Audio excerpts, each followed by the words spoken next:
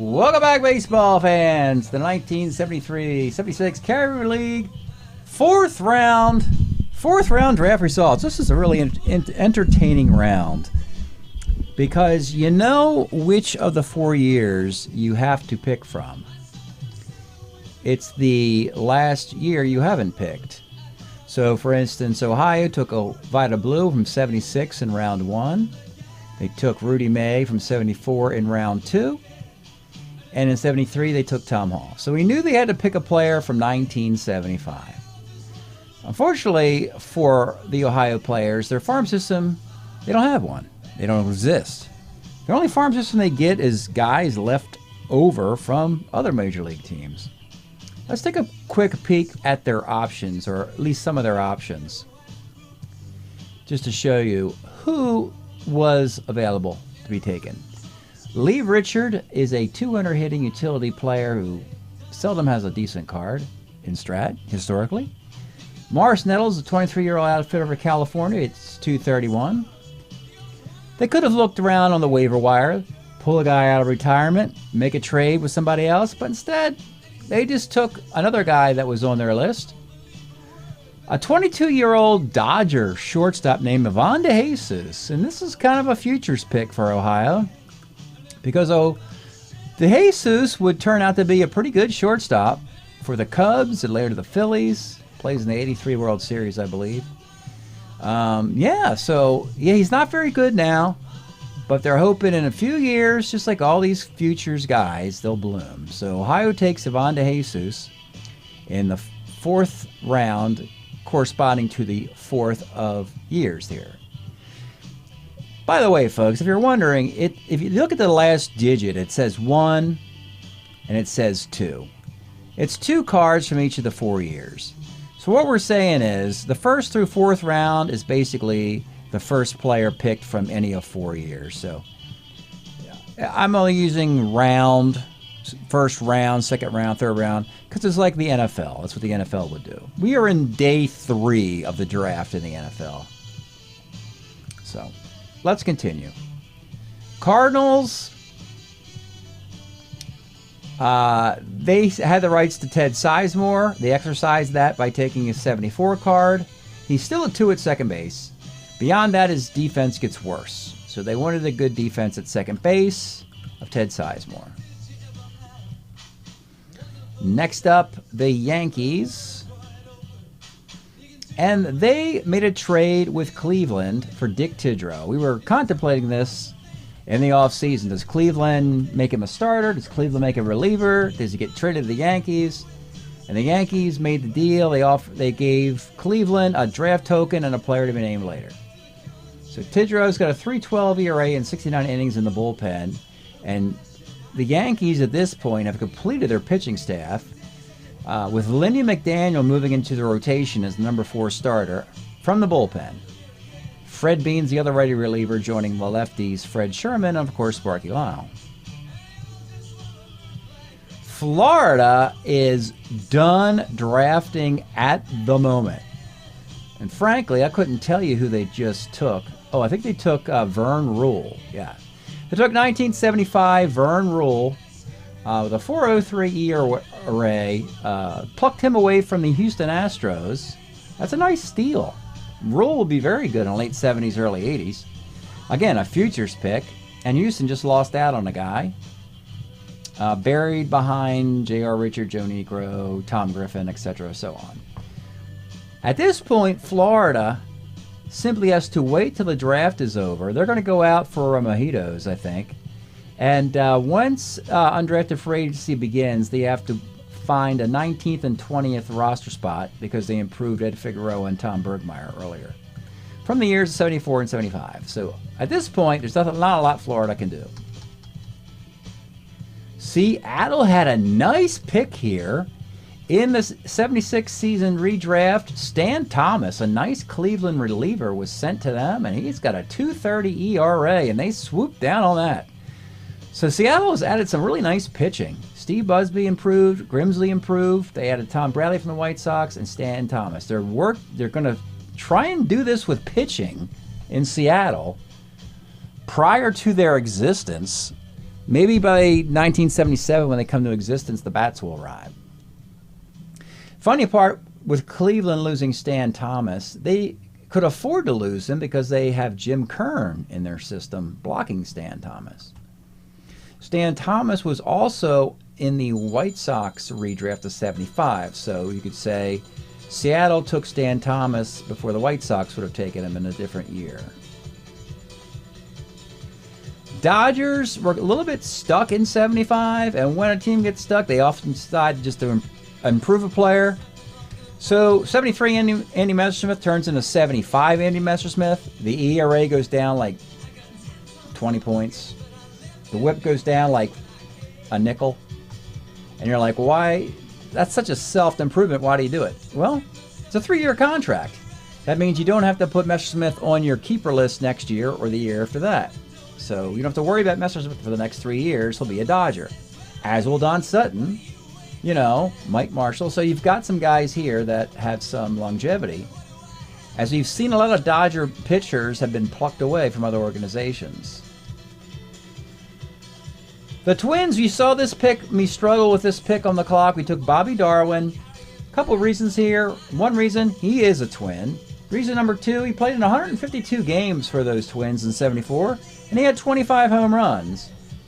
We noticed he only had 13 doubles, but then we also noticed he had 7 triples. So consider them 20 double pluses. 764 OPS, and yeah, that's a nice pick for the Twins. You also notice that I'm starting to put little notes here, meaning that the Twins are looking for a left-handed pitcher, a catcher, and do they keep Carlos May or add a shortstop, extra shortstop, so forth and so on.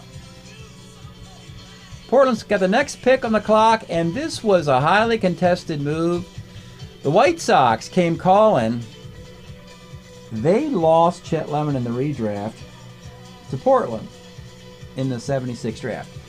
We saw Willie Randolph was also lost from the Yankees to Las Vegas. Yankees called up Las Vegas and said, we want Willie Randolph back. Las Vegas obliged. They got a player, they got a Sandy Alomar, and a draft token. Portland said, you know, no, we want to keep Chet Lemon. And White Sox said, but he's our guy. And Portland goes, no, we just want him. We want Chet Lemon, and so they took him. Not a lot you can do when the team wants him. So the White Sox still have to figure out who they're going to find defensively to back up Lamar Johnson in left field. Chet Lemon's only a 246 hitter, but this is another futures pick. We're seeing futures by expansion teams. We saw futures with Von DeJesus. I think we saw another future with Vern Rule. Here's a future with Chet Lemon. California, this is a neat pick. They had only one catcher. He was right-handed hitting George Mitterwald. They needed a first baseman against lefties. Turns out Ed Kirkpatrick can do both of those things. Ed was one of those guys who often hit lefties better than righties. He'll become a full-time player. He'll platoon with Jim Spencer against lefties. He'll be your backup catcher, and him and Mitterwald will figure out on a daily basis who's catching. So, very useful, productive player with a lot of versatility, Ed Kirkpatrick. Nice pick. I like it when a good utility player goes to a team who needs them specifically for those fielding spots. And that's where Kirkpatrick and the Angels were a perfect match. They needed a left-handed stick anyway. Oh, a nice pick in 74. Now, we've seen Ben Ogilvy's card in all the timelines available. 74 is not his best year, but the Padres said, we got to take this guy because he's not going to last. So we'll take his 74 card. He's a 270 hitter. He'll hit 280 and 290 the next couple years for Detroit. He's on the Vegas list. He's on Detroit's list, Milwaukee's list. But let's take him now in 74, have a couple years out of him, and then maybe trade him to the Brewers by the time the late 70s roll around. So that's a nice pick for the Padres. Arizona Diamondbacks, again, back-to-back players from the 74 undrafted free agency pool. Ben Ogilvy was considered the second best corner outfielder. Bruce Miller was considered the best utility infielder for batting average. And so Bruce Miller goes to Arizona, a team that prizes batting average. He's a .278 hitter. He'll back up Steve Braun at third base. He'll back up John Knox at second. He can be a DH against left-handed pitching. Milwaukee Brewers, third in a row. You see this little pink number for 74? These are all undrafted free agents from the year of 74. So usually when somebody pops the cork, the flood begins. So the best corner guy went, the best utility infielder went. Now we're getting one of the best right-handed swingmen. Bill Champion, who was a Brewer in 74, a .362 ERA and 161 innings. Very useful. Bill Champion is a Brewer. Next up, Houston, and this is not a really good pick, I have to admit.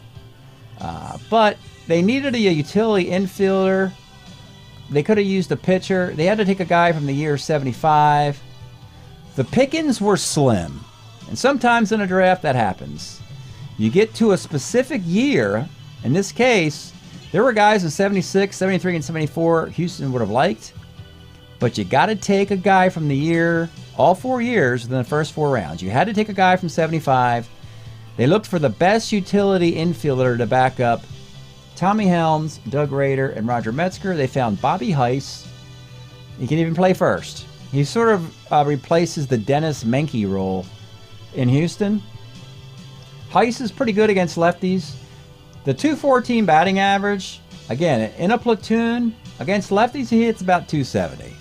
So that's what you have to do. He's only going to play versus lefties. He's literally only going to play if one of those starters gets injured.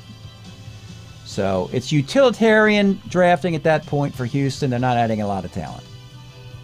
They can get better talent probably with their remaining 2 picks. Cleveland is really stepping into it, folks. I don't know if they're stepping into it, but they have fortified their ranks in the future years of 75 and 76, and we've often lamented. I got to kind of go on a little Cleveland diatribe here, folks. So, the realignment of 32 teams from 26 favors the Cleveland Indians probably more than any other team, other than maybe the Detroit Tigers. You pull Cleveland out of the American League East. They don't have to compete with Baltimore or Boston or New York. They start their own division that should be theirs and the Tigers. They're joined by the Expos, who are still developing in the late 60s, early 70s, and a fictional Ohio Players team.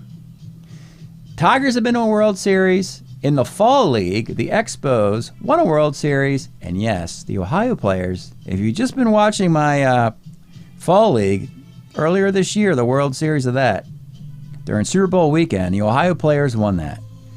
In that time, Cleveland's done nothing. They've done nothing with this opportunity and watched the rest of the division clean up. So it's kind of embarrassing that Cleveland has blown this golden opportunity to make it to the playoffs in a much easier way. So, with that being said, they've actually have cleared a path with youngsters, all popping in 75 and 76. They added Rick Manning, 20 years old in 75, Dwayne Kuiper, 25 years old in 75, and now they add Hall of Famer Dennis Eckersley at 21 years old. And oh, look here, folks. I handwrite notes. This lets me know, hey, take Jim Kern in 76. Kern, Eckersley, Kuiper, Manning. That crop of 4 youngsters might be the best complete crop of youngsters in any of these teams. So maybe, cross your fingers, Cleveland fans, this is the turning point, and maybe they'll win a division or 2. Who knows? Dennis Eckersley is a Cleveland Indian. All right, next up, Toronto had the rights to Clyde Wright. Simply picked the 73 card, his last good year. 3.68 ERA. He could pitch on 3 days rest. Toronto just is fundamentally set up well. I mean, their offense is pretty mediocre. But for a team that doesn't exist during this timeline, they are more complete than most of these other fictional teams.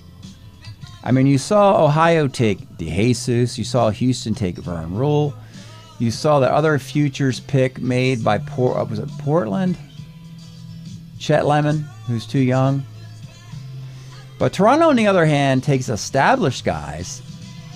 Doyle Alexander, Bert Hooton, Tom Underwood, Clyde Wright. They're taking some solid players. Next up, Colorado had the rights to 1973 Joe Liss, an all-or-nothing swinger. Swings with one eye open, one eye closed. Homers, walks, and strikeouts. We love Joe Liss for that. Perfect Colorado rock. He doesn't hit into double plays. Let's move on. The Phillies. So the team here to talk about is the St. Louis Cardinals. The Cardinals had the rights to Steve Barber, a lefty reliever. And they made a deal to trade him to Philadelphia because they noticed that both division rivals Cincinnati and Pittsburgh needed left-handed relief pitching, and they did not want Steve Barber to get plucked off the waiver wire if the Cardinals released him. So instead of releasing Steve Barber, they traded him to Philadelphia, joining Tub McGraw in that bullpen. Smart move for the Cardinals. They got to take their wins any way they can get them in the tough National League North. Kansas City Royals took 1973 Paul Splittorff. Oh, by the way, he only won 20 games. Just your fourth round 20-game winner for the Kansas City Royals. Does have a high ERA of 3.98. Pretty consistent pitcher throughout his career. You get the same level of performance. I think he's got one career year, I want to say 78 maybe. But other than that, maybe 1983. Other than that, Splittorff's pretty straight line. Pretty high floor, low ceiling performance, I guess you could say. The Pirates took Richie Hebner. Best stick of the 4 years, 291 average. Defense is dreadful in all 4 years. Hebner's got this lull in his career. As a youngster, he's amazing. And then later in his career, he has a nice little run with the Tigers in the late 70s, early 80s. But right now in the middle 70s, Hebner is just kind of ordinary. Baltimore in the year of 1976 didn't see any talent they wanted to add. They could have taken Mike Flanagan, Scott McGregor. They didn't have any room for lefties. They're going to have to let those guys sit in AAA a little longer. So when that happens, they improve guys. Mark Belanger, all-star, shortstop. That's correct. He went to the all-star game in Philadelphia that year. He improves his defense from an E24 to an E14, but most importantly, Mark Belanger hits a career high, 270. My goodness, Baltimore. The swinging O's. I don't know about the swinging A's. Now you got the swinging O's. They had Wayne Garland. Oh, by the way, they decided to make Wayne a 20-game winner. Typical for Baltimore. Let's make all our pitchers 20-game winners. It's almost like the criteria. You have to win 20 games in your career to be on our team. Funny part about it is Mike Torres won 25 games for him in 75 and ended up playing for Oakland a year later. Your Detroit Tigers, okay. Remember when you see this pink 74? It means the undrafted free agents. Relief pitcher 01, top reliever on the market, Oscar Zamora, stolen away from the Chicago Cubs, who pick 6 picks lower. And that's what the draft is all about. You got to steal. You got to steal your guy from a team drafting near you. So, bad luck for the Cubs. That's all right. The Cubs have had a great draft. Oscar Zamora had the lowest whip, 120, of all available pitchers remaining in 1974. And the Tigers got him. They'll sandwich him in the bullpen between lefties Bob Veal and John Hiller. Vegas, this is the first time a team takes a guy on waivers that they put on waivers. And if you're wondering, that happens in baseball all the time. A team will put a guy on waivers to see if anybody makes a claim on him, and then if not, they come right back. They wanted Frizella. They couldn't protect him. They had too many guys to protect. They had Lomborg, Barry, Fryman, and Ed Brinkman. They wanted Frizella as well. Nobody took Danny Frizella, so they called him up and said, hey, you want to come back to Las Vegas? You still have some debt at the casino? And then he's like, all right, I'll be back. So Danny Frizella is back in Las Vegas with a 75 card. The Expos. Now, this is not a sexy pick, but I may have mentioned it earlier. If you are a 2 at short, you're probably being drafted. And that's simply what just happened. The Expos had a hole at shortstop a year ago. They had to often go with a 4. Billy Grabarkowitz, who was like a 40-48 shortstop. Yeah, that was pretty bad. They were not going to make that same mistake. They don't care that Mick Kelleher hits 184. They wanted their damn 2. They got their 2. Mick Kelleher, I think he played for the Expos for 5 minutes. He's a 2 at shortstop, and now he's on the Expos. Boston Red Sox looking for a right-handed reliever who's good against lefties. They found Ray Lamb. He's 28 years old. Actually had a good card for Cleveland, also good against lefties prior to this. Will be Rays last year in baseball. His ERA is 4.60. It's kind of high, but it's because the righties knock him around a bit. But Boston plans to use Bolin against righties, Lamb against lefties. They got Chris Short and they got Roger Moret, and they had some problems in their bullpen, as you can just tell by those names. But the good news for Boston is they do have Louis Tiant, Rick Wise, and the spaceman Bill Lee in their rotation. The New York Mets had the rights to John Milner. They took his 73 card. He's got 23 home runs, walks a lot, has a 762 OPS. He'll be a DH. Probably, if there was a DH in the 1970s, John Milner probably would have been an awesome one. Could always hit lefties well, always drew walks and had power. Just couldn't catch a cold, as I like to say. He couldn't catch a can of olives if you handed it to him, as I often say. All right. Next up, your Texas Rangers. Not a lot expected from the Rangers. Not a lot in the minors at this point. They picked the minor leagues clean in the last 3 drafts. Your Burrows, your Hargrove, your Randall, your Hara, etc., so on. And a lot left, folks. So they found Steve Hargan. And you know what? Steve threw 189 innings. And that might be the most innings pitched by any Texas Ranger. Texas is the only franchise that does not have a guy pitching on 3 days rest, which is why they went out and made the deal for Fergie Jenkins. However, the Cubs declined the deal in the first opportunity. They extended Jenkins for 1 more year in Chicago. That's okay. Texas, later in the decade, will hold on to Fergie for an extra year before he goes back to the Cubs. It's Cubs, Boston for a year, the Rangers, and then back to the Cubs for Fergie. So right now, Steve Hargan in his 189 innings, 380 earned run average, 33 starts, 26 starts, 33 appearances. It's Texas Ranger. Atlanta needed a catcher in 1974. The second best catcher is an Atlanta Brave catcher named Vic Carell. Need, fit. Fit meets need meets fit. Next. Chicago Cubs needed a second baseman, and they were like, unfortunately noticing that Glenn Beckert was available, and they're like, oh, do we have to bring Glenn Beckert back? And they're like, well, let's just stick a pin in that. Let's get a platoon going. Let's find a left-handed hitting second baseman. Manny Trio in their farm system they ignored. He's also right-handed. But on the waiver list, you got the top left-handed hitting second baseman is Jack Dead Blow Hammer. He's 270. A 270 hitting second baseman, B-hitting runner. He's a 4-12, but he's batting left-handed. There's a bazillion right-handed second baseman who can pick it at second base he can platoon with. So a nice pick for the Cubs, getting some lemonade from the Lemons. Jack Brohammer. White Sox, another clever move. So the White Sox, they've got one goal here. They want to win the whole darn World Series. And they've been reading up on how to win a World Series. And apparently, you have to have a 2 shortstop, and he's got to be younger than 35 years old.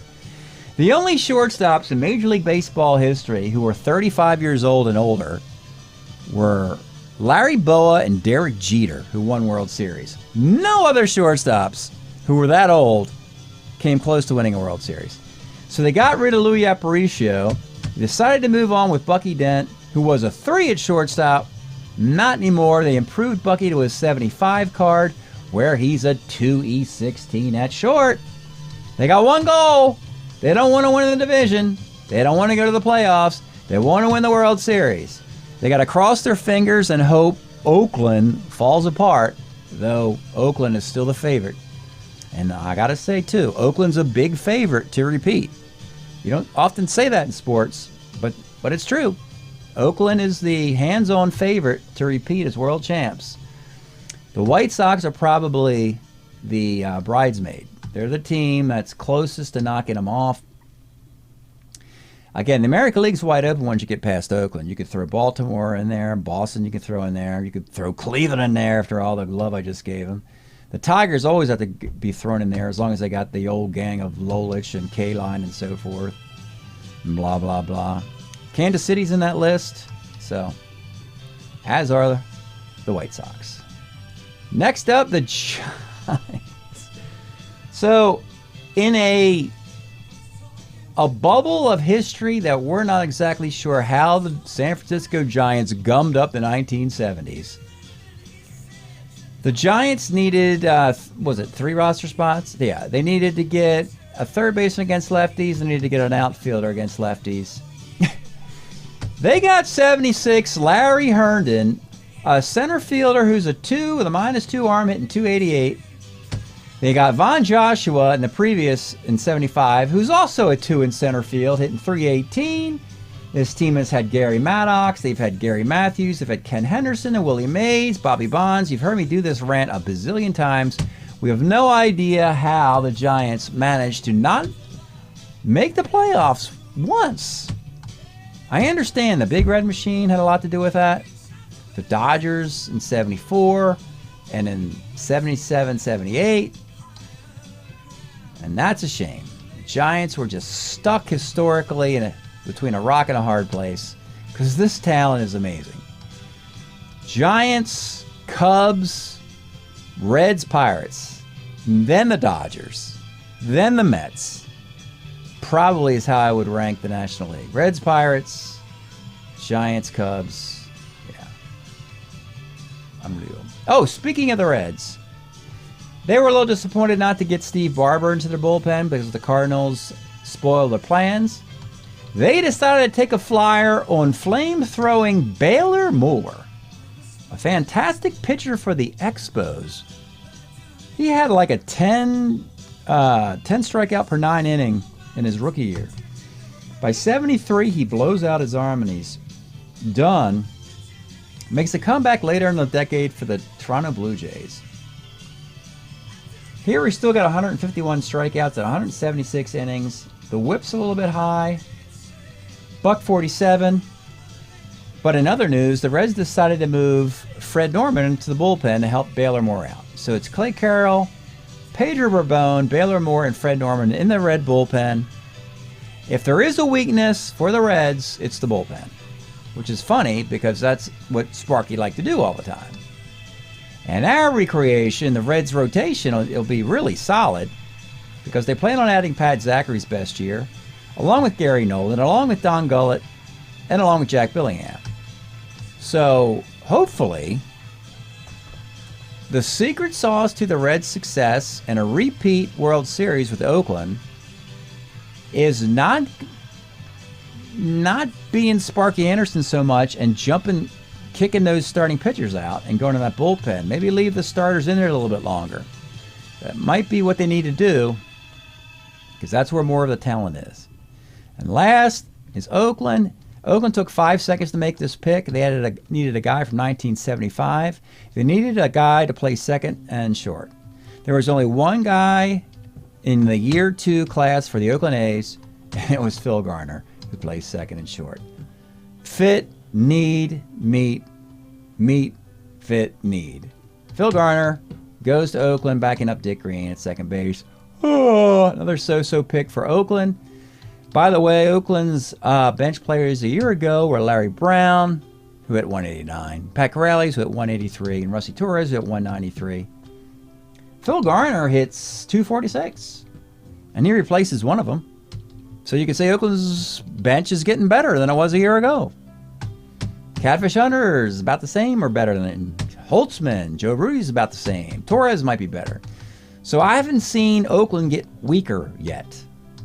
And they are the bar that no one seems to get past. And they have not gotten weaker after adding 5 players to this draft. You have to hope that Oakland screws up their next 3 picks, or they play poorly this year and have a historic slump, or California, Seattle, and Texas have to somehow get dramatically better and punch them in the gut a few times. That's the best case scenario for the American League in the 73-76 carryover league. Hope you're enjoying these draft results, folks. Next video, we're just gonna I'm gonna go through the 5th through the 8th round, and then I'll call it, make a composite video. I'll show you the best picks the team makes in the last 4 rounds, and then we'll do the token round of the drafts, and then we'll be done, folks, and ready for baseball. Opening day is around the corner. Thanks for checking this out. We'll see you next time.